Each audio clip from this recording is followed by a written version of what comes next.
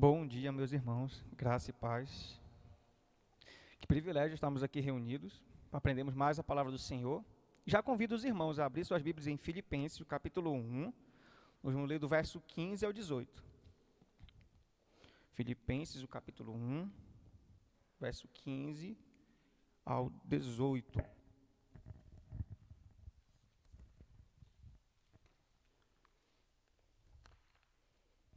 Filipenses capítulo 1, verso 15 ao 18.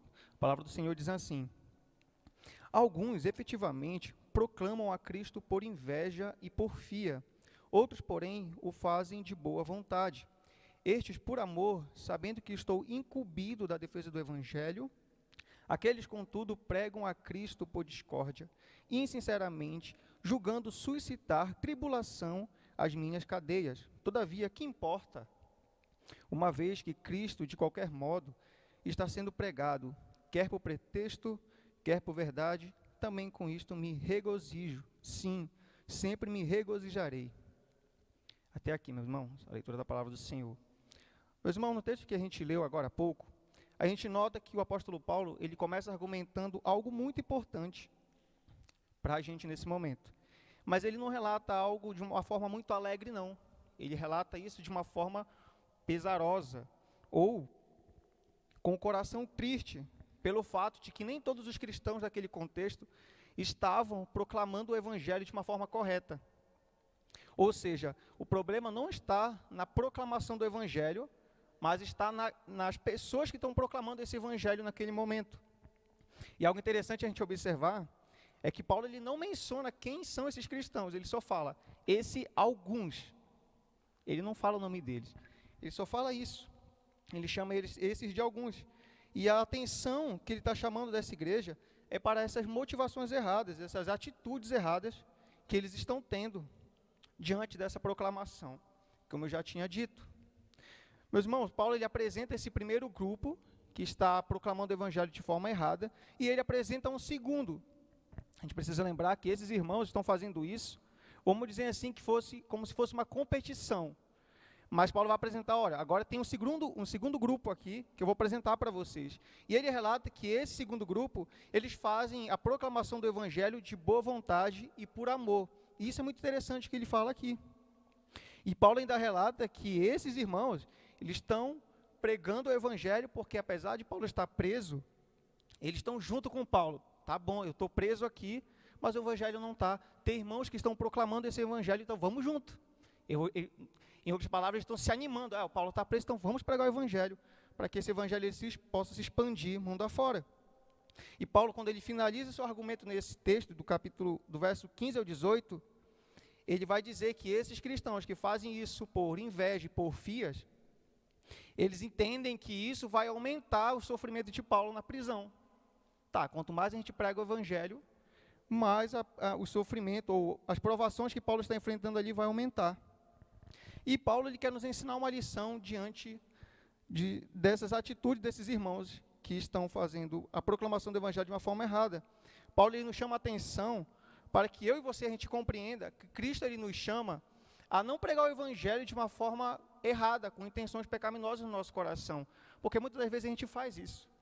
A gente quer ser o melhor dentro da igreja, é porque a gente tem um cargo assim e assado, e a gente, não, eu sou o melhor, até que o pastor que está pregando aqui na frente. Paulo ele não chama a nossa atenção para isso, para que a gente viva a nossa vida dentro da igreja ou até no nosso trabalho por competição. Ele quer que a gente entenda, seja fiel naquilo que o Senhor te deu. Não faça isso por competição, não é esse o ponto. Faça isso com humildade, sabendo que o Senhor te deu algo que você tem responsabilidade para fazer.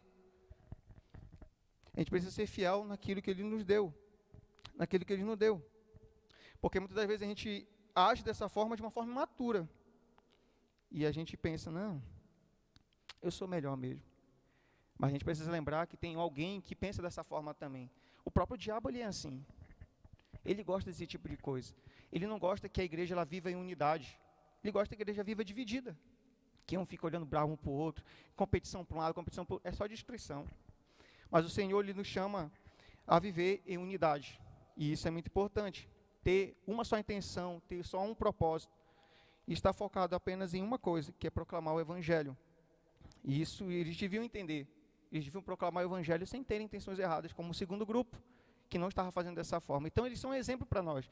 O segundo grupo. O primeiro, não. O segundo grupo é um exemplo. Essa é uma primeira lição que eu queria destacar aqui nessa manhã. Que a gente possa aprender que Cristo ele precisa ser pregado, não por alegria, que ele não estava sendo pregado não por alegria, mas por competição. A gente não pode pregar o evangelho por competição, mas por alegria. E o segundo ponto que eu quero destacar aqui é que Cristo ele é pregado não por alegria, mas o que importa é a proclamação do evangelho. Paulo vai falar sobre isso no verso 18. Ele vai dizer sobre isso. A gente viu que depois que Paulo ele relatou a tristeza dele em relação a esse grupo de cristãos, que é o primeiro, que eu já mencionei para vocês, que estavam pregando o evangelho com pessoas erradas e pecaminosas, ele apresentou um segundo que estava pregando da forma correta. Agora Paulo ele vai relatar para a gente que a única preocupação dele naquele momento é que o evangelho ele seja proclamado. Em sua mente, o que é mais importante é que o evangelho avance. Não importa a prisão que ele estava vivendo naquele momento, não importa as suas algemas, não importa a forma como ele estava ali.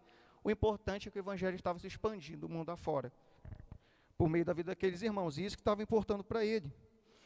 Para Paulo, se Cristo estava sendo pregado, ele não se importava com quem ia receber esse crédito. O primeiro grupo queria receber esse crédito. Nós estamos pregando mesmo, porque Paulo está preso.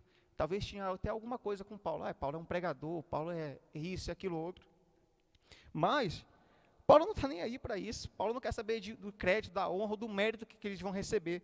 O importante para ele é que o evangelho vai ser pregado e os frutos vão ser colhidos em breve. Vai ser colhido. O importante é que Cristo ele seja proclamado para a salvação daqueles que vão crer nele, apesar das intenções erradas. Paulo ele chama a atenção para algo muito importante aqui também, que é sobre a alegria dele por ver que o evangelho está se expandindo. Eu vou focar muito nisso.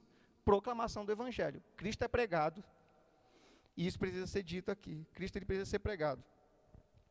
E Paulo ele se alegra diante disso, sabendo que Deus ele é soberano, que Deus ele está fazendo com que o evangelho vá a outros lugares, vai se expandindo por meio da vida daqueles irmãos. Por isso Paulo ele sempre fala, sempre me regozijarei. A alegria de Paulo não é momentânea, naquele momento, não, estou alegre, mas depois vai passar. Não, imagina comigo, aquele homem estava preso, estava passando uma situação difícil, mas ele se alegra diante do evangelho que está se expandindo. E Paulo ele nos chama a atenção para aprendermos também uma lição fundamental aqui, que a gente precisa compreender que devemos nos alegrar pelo fato de o evangelho estar se expandindo em nosso mundo. Independente das intenções que as pessoas têm, seja dentro da igreja, seja fora, o importante é que Cristo está sendo levado para outros lugares. E a gente precisa entender isso.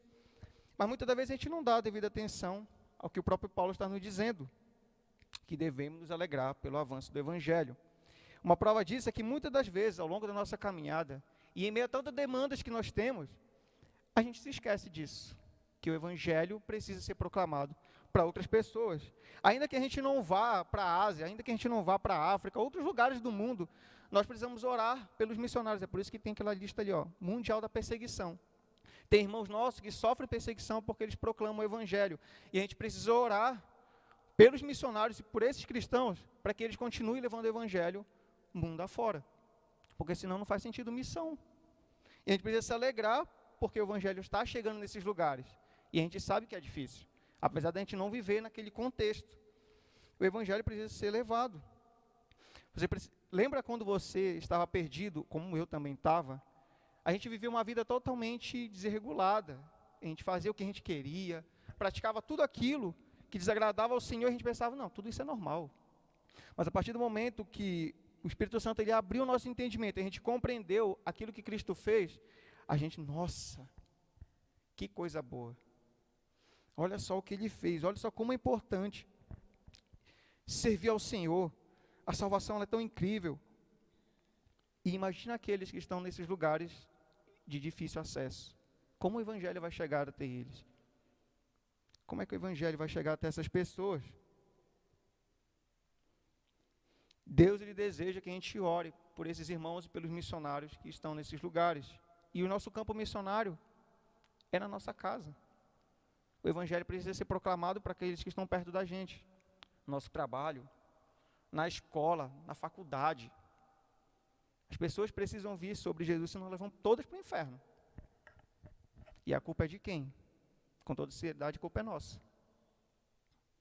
Ah, mas Deus não precisa da gente. Realmente, Deus ele não precisa da gente. Mas Ele usa a gente para poder proclamar o Evangelho dEle. Ele usa como um meio para salvar aqueles que estão perdidos.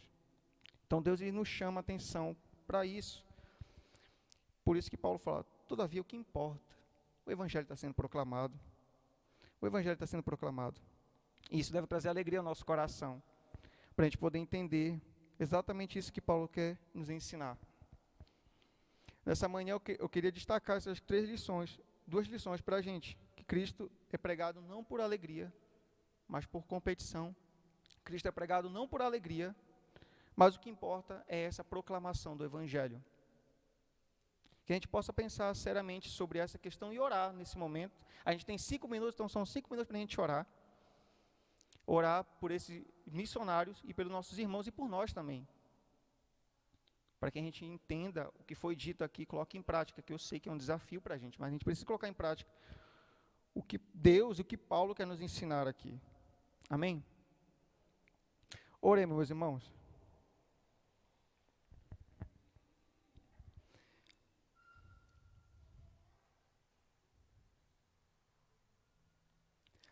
Pai, nós te louvamos nessa manhã, porque o Senhor tem sido muito gracioso conosco. O Senhor decidiu nos salvar. O Senhor decidiu nos dar todos os privilégios que em Cristo nós temos. Que o Senhor, Deus, nos ajude a vivermos uma vida cristã, como igreja em unidade, não por competição. Nós não somos maiores um do que o outro, nós somos apenas servos do Senhor. O Senhor nos deu responsabilidades que precisam ser administradas com todo cuidado. Então, que o Senhor nos ensine a viver nesse sentido, de que nós devemos viver com as intenções corretas, visando a Tua glória e não a nossa glória. Quem somos nós diante do Senhor? Quem somos nós? Ó Deus, que o Senhor também nos ajude a entender que precisamos orar, ó Deus, por nós, pelos missionários e por nossos irmãos que sofrem perseguição, para que o Evangelho se expanda mundo afora. Nós fomos privilegiados do Evangelho ter chegado até nós, e nós queremos também ter a alegria que Paulo tinha, que independente das intenções, o Evangelho chegou a outras pessoas. O Evangelho estava sendo pregado, o Evangelho ia chegar a outras pessoas também. Que essa seja a nossa intenção também aqui, para o louvor da Tua glória. Abençoe, Deus, tudo que vai ser feito aqui, pequenos e grandes detalhes. Que o Senhor seja glorificado e honrado por meio da nossa vida. E desde já eu já te peço que o Senhor nos perdoe todos os nossos pecados, porque nós somos ruins mesmo. A gente quer glória para a gente mesmo. Mas o Senhor não nos chamou para isso. O Senhor nos chamou para ser fiéis ao Senhor. Que isso não saia da nossa mente. Em nome de Jesus que eu oro grato a Ti. Amém. Pastor.